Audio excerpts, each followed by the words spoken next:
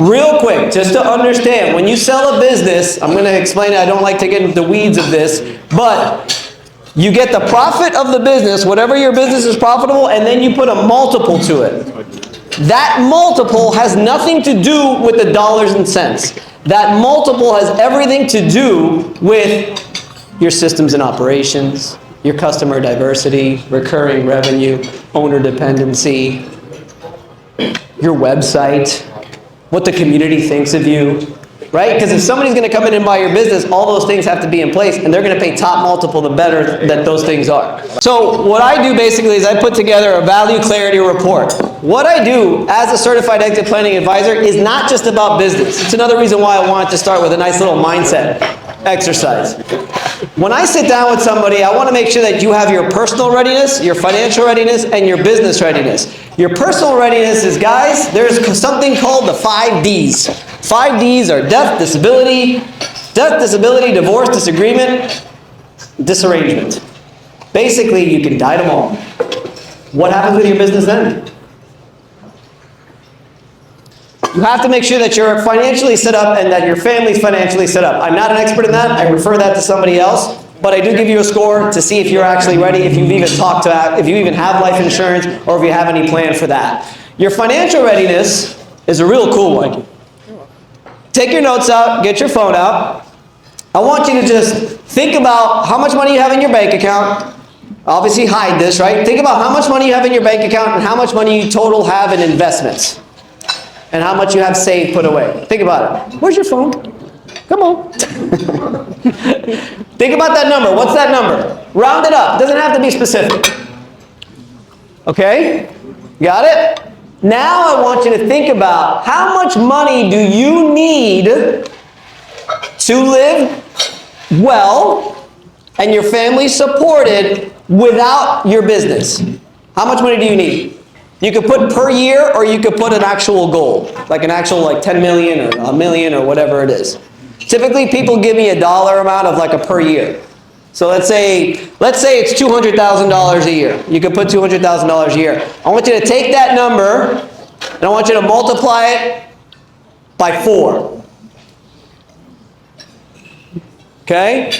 That's typically your wealth goal.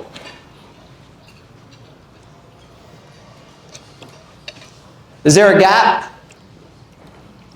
Is there a gap there? Like a big gap? Okay? Now, the gap is where your business valuation, that's your business valuation goal that you want to get to. That gap is where you want to get your business valuation. So that's a quick little simple exercise I do with everybody just to give you what your wealth gap is. That's where you want to get to. Okay?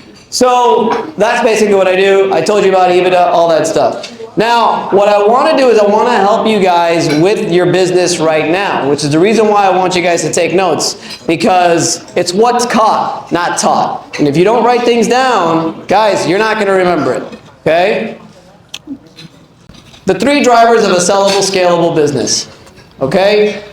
Recurring revenue, owner dependency, and cash. I want to get into cash first. So, how many service businesses are here that you provide a service? Okay, public adjuster, service business, all right. Okay, in your service business, how many of you that raise your hands have a product that you sell? Nice, good. Very, very important that if you're in a service business that you productize that service. I'll give you an example. I think we have marketing there's a marketing person I think talking today. Just going to give you an example. Somebody that I know. It's a marketing agency. Okay? Marketing agency, what do they do when you go on with a marketing agency? They give you a roadmap. You sit down with them and they give you the plan of what they're going to do for your marketing. Do you guys do the same thing in your service? Do you give you guys like a plan? Do you give them a plan of here's what we're going to do, here's how it's going to go, this and that, and do you charge for that? Most people don't. Most people don't. If you're a landscaping company, for example, you go out and you say, oh, we're going to cut your grass here, we're going to do this, and we're going to do that. You don't charge for that. It's free so that they can sign up for your service, correct? I want you guys to think about actually charging for that. Charge and create that as a product and actually sell it. Okay? Because what you can do is you can just put it on steroids and you make it amazing. You make it even better than what it is so that it's actually valuable, and then sell it. Very important to productize a piece of your service. There's a lot of service industries that all they do is they get paid on the service that they do. And what's bad about that? A lot of times you get paid after the service is done. You want to get paid before by selling the product, and then whether they sign up for the service or not, chances are they will though. Why? Because when you sell a product, what is it? They're doing it themselves. Eventually they're going to need your help to actually implement whatever it is, the service that you do. So think about a way that you can productize your service. Why is that important? Cash flow. Cash flow. You want to actually start generating cash flow. Okay? Cash is king. Cleaning up your books is very important as well. If you guys are not on QuickBooks Online, at the very least, and just doing whatever you can with that, it's a big mistake. Please do not be on Excel. I'm not going to ask for those who are on Excel to raise their hand. Okay? Get on QuickBooks Online. Also, I will tell you a piece of advice just from me. I've had my bookkeeper now for about the last 3.5, 4 years. Guess where she lives? The Philippines. Okay? Just saying, you don't have to pay exorbitant amount of money. Sorry if there's any bookkeepers in here, but you don't have to pay exorbitant amount of money for a bookkeeper, because all a bookkeeper does is just clean the books. Very important that you have clean books. You can go to the next level and you can get a controller. You can go to the next level and maybe hire a fractional CFO or something like that. I'm all for that. Okay, but in the beginning when you're just starting out, I do strongly recommend some kind of bookkeeper just to clean the books. It makes your life a lot easier. Last thing I'll say to fix on that, I have several coaches myself. One of my coaches is actually a Profit First coach. Write that down, Profit First. If you haven't read Profit First, you need to read it immediately. It is by far the best way that you could have control of your revenue, of everything in going out. Basically what you do is you open up 5 accounts in your bank account. Revenue account, profit account, owner distribution account, tax account, and operating expense account. 5 accounts. And whether you make $1 or $100, it gets divvied up between all the accounts every single week. Your bookkeeper can do that. So write down Profit First. You're going to want to get that. Yes, there is such thing as a money tree. It does exist. And it exists in recurring revenue. You guys know what recurring revenue is? I'm going to give you an example. On Father's Day this year, my AC went out, which sucks in the summertime. Well, for the last 2 years since I bought my house, the people who changed the AC sold me on their subscription model. Super cheap. $12 a month. That's all I pay. No big deal. So what do I get for the subscription model? Well, anytime you have an emergency or anytime you need a repair done, you call us, we'll do it, and we'll take 10% off your bill. Cool. Oh, and we'll also come every year just to do a checkup diagnostic to make sure it's all good. Great. For $12 a month, I can do that. I completely forgot that I was paying $12 a month. Okay? And guess who I called on Father's Day when my AC went out? No, I called them. I called them. If I wasn't part of their program and knowing that I was spending $12 a month, I would have gone on Google, I would have taken a look at the AC repairman nearest me, I would have called them, and then they would have come out. But because I'm already a member and part of their subscription, paying only $12 a month, I called them. And they charged me an arm and a leg because it's Father's Day on a Sunday, but I got 10% off. So the point is, the subscription model is number one, you make them feel like they're a part of something. You make your customer feel like they're a part of something, and they're going to call you no matter what. Public adjusters, I'm telling you, it will go a long way if you could come up with a subscription model for that. I'm a public adjuster as well, so they're in my heart. The last thing I'm going to say is you take that $12 a month, okay, multiply that by 12 months, multiply that by 100 clients. I don't know. Anybody got a calculator? Say it. What's the math? Take $12 times 12 times 100. 12 times 12, so 140. So what? 10,440? That's $10,000 a year that they don't have to work for. It's just $10,000 a year. No matter what, nothing needs to be done. Direct deposited it into your account every month and every year. From my understanding, I don't know for a fact, this is just what I've read and what I hear, that the Airline companies make more money in their membership programs than they do on the actual ticket sales that they have. Okay? Subscription models are king by far.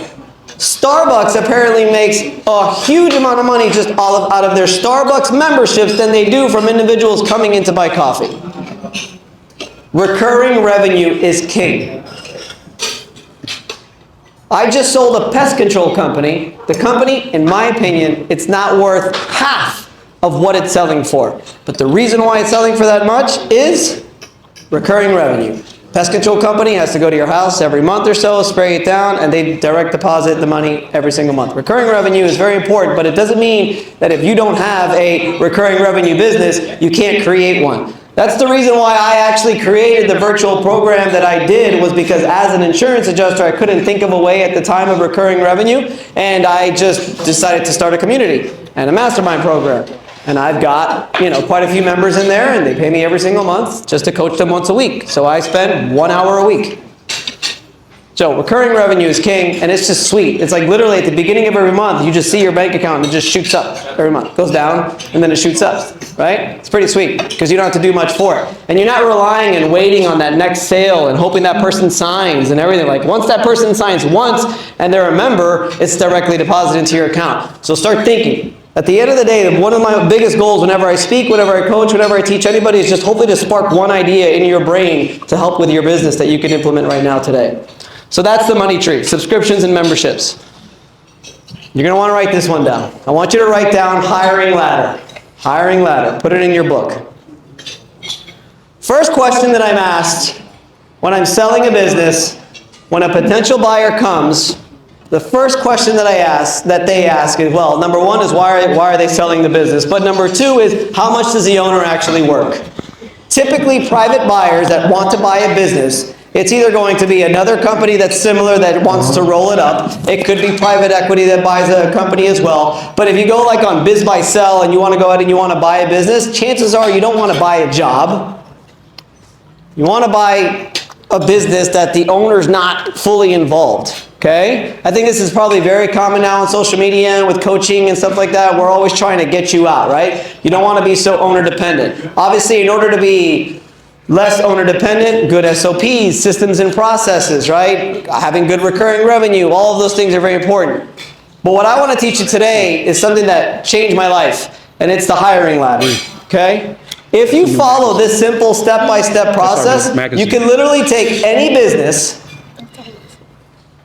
from nothing to something really, really fast. And here's how it works. You start off, everybody here has started a business before? Oh, you saw it on the news. How many people work for you when you start? No one. It's you, right? One man band, one person show. Okay? So in the beginning, you're doing administration, you're doing delivery, you're doing marketing, you're doing sales, and obviously you're the leader of yourself. When the time is right, I'm not saying to do it immediately because I do actually feel that when you start a company, you should be doing all of these things. Why is that important? Because you need to learn all the ins and outs of whatever it is that you're doing anyway. So yes, you have to do it. But if you're wondering about who is the first person I need to hire, it should always be administration. There's several ways that you can do that. The administrative duties and stuff like that maybe you don't like doing, like, I don't know, maybe some QuickBooks stuff, maybe some scheduling stuff, whatever it is. All businesses are so different, but the administrative stuff, you want to get that off your plate first, okay? I do believe in having an administrative assistant. I think that's very important. Something that I've learned actually not too long ago is if you hire an administrative assistant, how many hours, over or under 5 hours a week do you spend looking at emails? Is it over or under, would you guys say, for you guys? Easy, right? I probably spend 5 minutes on my emails every week. I'm not kidding, I'm not bragging. I have an administrative assistant who took over all of my emails and who took over all of my calendar as well. My calendar is my CRM basically now. That's all, like I live and I die by my calendar. And I could show you my calendar if you guys want to. It looks like a little Christmas tree. It's pretty cool. It's all color coded. It's very nice. And I can teach you guys how to do that. I don't know why I went off on that tangent. My apologies, but you just have separate inboxes. You give them access. You put separate inboxes, and anything that she says that she can't actually do or attend to, she puts it into that box, and that's the one I have to check, as opposed to all the other stuff. But anyway, I digress. Next one is delivery. So first is administrative. The second one is delivery. Actually, delivery of the product. Talking to the customer. Once the product has been bought or the service has been bought, actually scheduling and actually speaking to the customer and actually doing that. You cannot be doing that all the time. Okay? You could be doing it right now after you've got your administrative person. Now you could be doing the delivery. You could be cutting the grass. You could be doing all that. You washing the cars, whatever it is. But eventually the next person you want to hire is the delivery. Why? So that you could focus on marketing and sales. Right? Now you've got these two people, and sometimes administrative and delivery could go together depending on the business that you have, but eventually you want to focus on marketing and sales. Okay? Once leads are coming in, right? You've got the marketing down, is doing well, then hire somebody for that. Hire somebody to handle all of your marketing, to fix up your website, to make sure it's current, to post on social media for you. It's not that hard to automate all of your social media posts. People think that I just spend my entire life on video, because you'll see my Instagram and YouTube later, but all of that stuff is automated.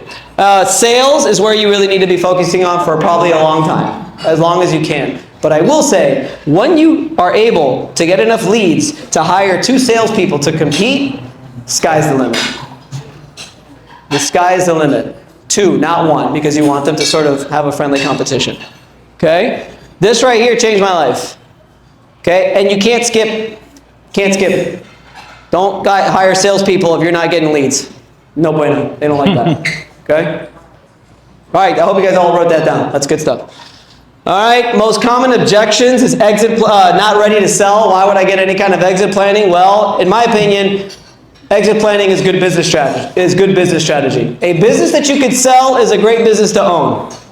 Okay? So exit planning is great business strategy. My business isn't big enough. You should always plan with the end in mind. You should always visualize your business being monstrous already anyway, right? That's how we started. Messy numbers. Please, guys, keep your numbers clean. It's so important. The worst thing is when I'm about to sell a business, oh God, and they send me just really bad numbers. It's just a mess. You can't, it's very difficult to put a valuation on a business that doesn't have clean numbers, and it also looks very bad to a potential buyer. Visualize the business, guys, and the life that you deserve. I'm big on that, as you can see. I think it's very important. Visualization. Okay?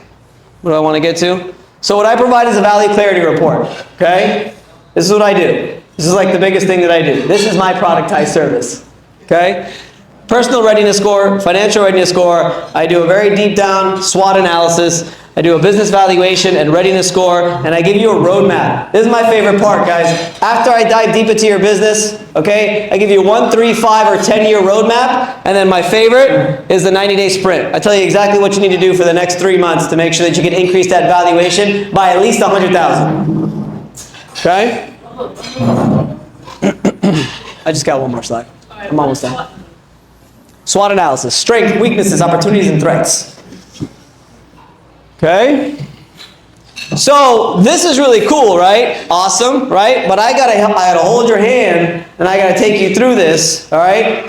And it ain't free, okay? But I'm not gonna tell you the price because I'm gonna give it to you. All you have to do, scan here. And I created basically, and I swear it's good. It's really, really good. It took me a lot of time. It's probably about 30 some odd pages, so excuse that. If you scan this, if you follow me on Instagram and send me a direct message, clarity, what I will send you is a 30, 40 page freaking mini book that breaks down every single thing and even teaches you how to value your own business.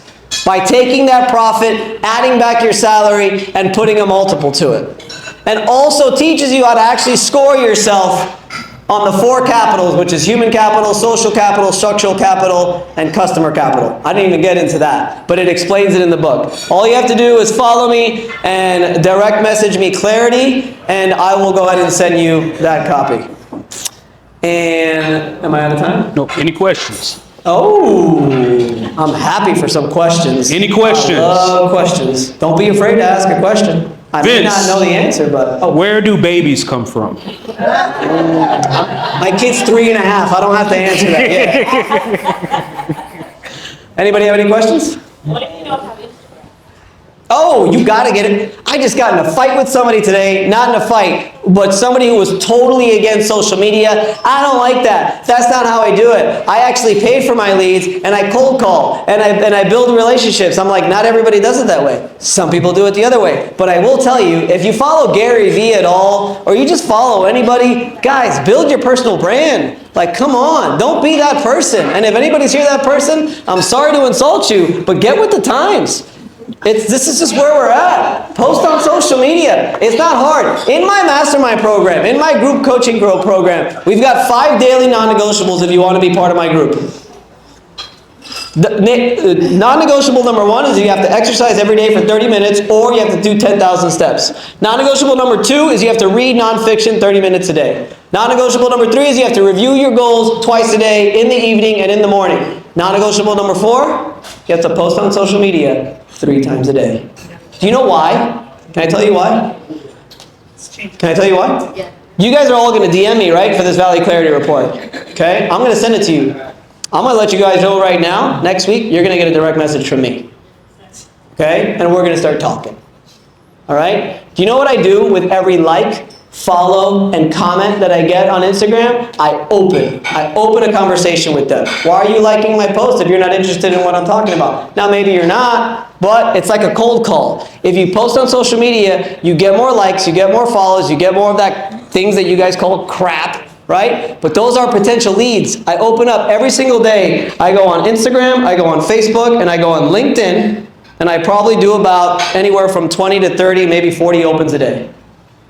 And the reason why I get that many, myself. I still handle all the sales myself. I don't give that to anybody, not yet. Not yet. And especially the social media stuff. To me, that's personal, but. So that's the fifth non-negotiable is everybody has to not only post on social media per day 3 times, but also has to do 5 opens per day. Open up new conversations every single day.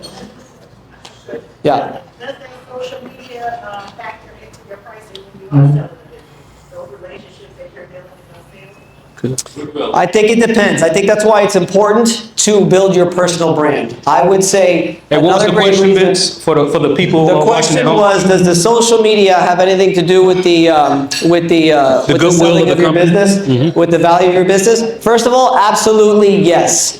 One of the capitals that I grade you on is your social capital. Your social capital is your website presence, is your social media presence, and also is your just community presence, your Google My Business reviews. I actually score that as well. Very important. However, that's the business social media. This is why it's so important these days to build your personal brand with your name. You can talk about business, you can talk about family, you can talk about whatever the hell you want, but build that, because you guys all know about like, know, and trust. Okay? What happens is, this is what's happened with me, right? Is people like, know, and trust me on social media. They look at me, but what's in my description? All of my businesses. Now the business accounts, I'll be honest, they're not as fancy, they're not as flashy, they're very just like information and stuff, okay? But that's okay. They want to know me first. They're going to buy from me because they like, know, and trust me. That's why now you've noticed a huge trend in building your personal brand. Very, very important. But yes, it would be included. The social capital is very, very important. It's up to you. I can go all day. I got one. So what's the single most overlooked factor that destroys business valuation during an exit, and how can an owner fix it early? That's a great question. That's a loaded question. But I will tell you one of those things I believe that are very important. The single biggest factor is making sure that your business is transferable. Transferable, right? So you have to look at your business from a 30,000 foot view. Look at it a little bit more holistically. Everybody's always working in their business so much. Take a step back and take a look at it, okay? Is it transferable? Think of your business as like putting it in a box, wrapping it up, tying it up in a bow, and giving it to somebody else. In my opinion, one of those biggest things that you have to make sure is your systems and processes. Can I take my operations manual, okay, give it to somebody who doesn't know anything about my business, and they can go ahead and start running my business? If you guys would like, I will be happy to share also, okay? I have my operations manual is on an Excel spreadsheet, and here's why. Everything, all of our systems and processes for all 3 of my businesses are in Google Docs, okay? Every system and processes has to be, if it's on the computer, has to be recorded on Loom. Okay, you guys know Loom, right? That link now is basically transcribed, put into a GPT that I created to create my entire SOP. That's put into a document. Then that document, copy paste the link into the Excel spreadsheet. The Excel spreadsheet has a drop down on whether it's marketing, operations, or anything else, and who owns it. And it's a whole list. If you guys want that, just honestly send me a message. I'll be happy to share the spreadsheet with you. Not mine, but it'll be like a template. It's pretty sweet. I just started using that like a month ago. It's phenomenal. It's like a whole operations manual on an Excel spreadsheet. Oh man, Vince, you overloading them with value, man. I definitely appreciate it. Everybody, please, if you haven't already, make sure you scan this QR code. Make sure you get Vince's contact and give it up for Vince Perri one more time.